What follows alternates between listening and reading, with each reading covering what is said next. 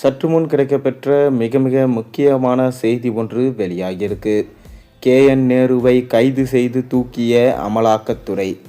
தமிழக அரசியல்ல துணை முதல்வர் பதவிக்கு அடுத்தபடியா மிக அதிக அதிகாரம் கொண்ட துறையா பார்க்கப்படுவது நகராட்சி நிர்வாகத்துறை.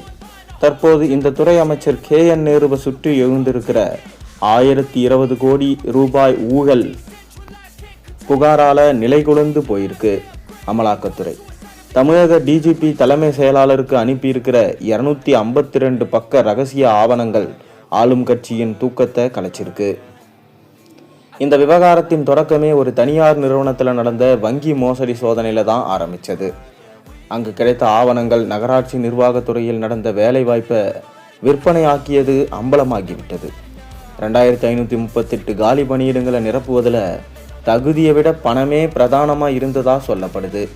குறிப்பாக 150 பேரிடம் மட்டும் தலா 25 லட்சம் முதல் 35 லட்சம் ரூபாய் வரை லஞ்சம் வசூலிக்கப்பட்டதற்கான ஆதாரங்களை அமலாக்கத்துறை திரட்டியது. அதிகாரமிக்க அரசியல்வாதிகளும் அவர்களுக்கு நெருக்கமான நிகழ் நிறுவனங்களும் அதிகாரிகளும் இந்த வசூல் வேட்டையில் முக்கியமாக பங்காற்றியிருப்பது உறுதியாக சொல்லப்படுது.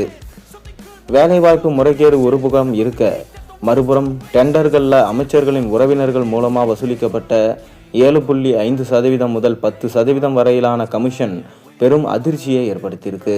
டெண்டர்கள் விடுவதற்கு முன்பே யாருக்கு அந்த ஒப்பந்தம் வழங்கப்பட வேண்டும் என்பது முன்கூட்டியே தீர்மானிக்கப்பட்டிருக்கு.